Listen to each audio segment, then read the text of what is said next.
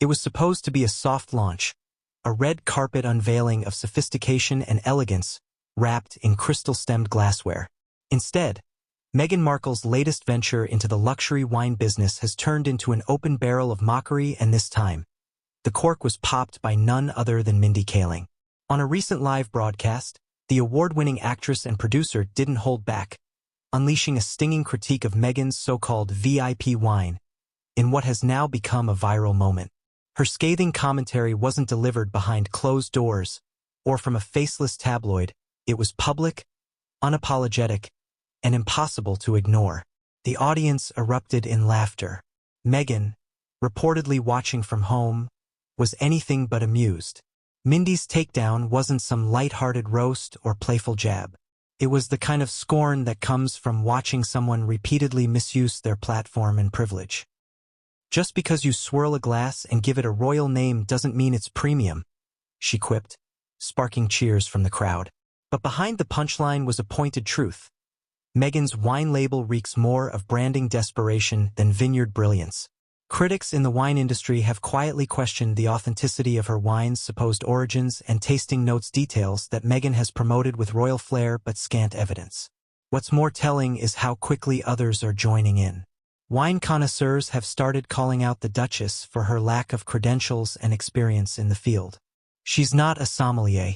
She's a socialite who thinks prestige can be bottled, said one Napa Valley vintner who declined to be named but confirmed he was approached by Meghan's team early in the development phase and rejected the partnership due to brand misalignment.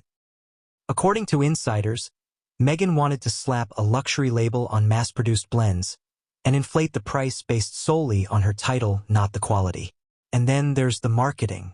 Meghan's PR machinery is working overtime, trying to sell her brand as ethical luxury, a phrase that has earned eye rolls from critics familiar with the behind-the-scenes scramble. The so-called VIP launch was reportedly filled with more influencers than enologists, and most of the invited guests admitted off-camera that they couldn't tell a Pinot Noir from a Merlot. The intent wasn't to honor craftsmanship, it was to manufacture buzz and prop up a struggling post-royal brand. Mindy Kaling's remarks cut through all of that fakery. She's known for wit, yes, but she's also a producer who understands how manufactured celebrity images operate. Her decision to speak out wasn't spontaneous. It was a measured statement on how fame without substance continues to invade industries that rely on real expertise. And the fact that she did it so publicly speaks volumes about the growing fatigue in Hollywood and beyond over Meghan's increasingly hollow projects. Sources close to Meghan say she was furious about the segment and is considering a formal complaint through her team. But what exactly is there to complain about when the critiques are based on facts? Her wine hasn't won any awards. It hasn't been reviewed positively by industry experts. In fact, the few early reviews that have emerged paint a picture of a product long on marketing and short on quality. Tastes like diluted drama, one reviewer joked. And here's the most damning twist. Meghan's entire pitch was built on exclusivity and prestige, yet the wine is reportedly being manufactured in bulk at a facility used by multiple budget wine labels. That's not just misleading. It's a betrayal of trust for any buyer expecting a premium, handcrafted experience. What Mindy Kaling exposed is what many in Hollywood and the luxury world have been whispering for months. Meghan Markle is desperately trying to stay relevant by cashing in on a title that no longer holds the weight it once did. The wine label is just the latest example. From podcast flops to fashion misses and now a beverage that's more ego than elegance. Meghan's post-royal career seems more about performance than purpose. In the aftermath of the live show, social media lit up with divided opinions. While Sussex loyalists tried to shield Meghan with platitudes about empowerment and female entrepreneurship, the broader sentiment was clear: this was a well-deserved public reckoning. Mindy didn't just roast a product. She exposed a pattern of opportunism cloaked in faux refinement.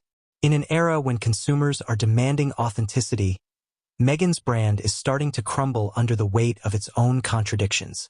And if this backlash is any indication, the public is no longer buying what she's selling literally and figuratively. Her wine may be labeled VIP, but the reception it's getting is anything but. Bottom line? When Mindy Kaling, a woman who's built her career on talent, creativity, and hard-earned respect, calls you out on live television, it's not just shade.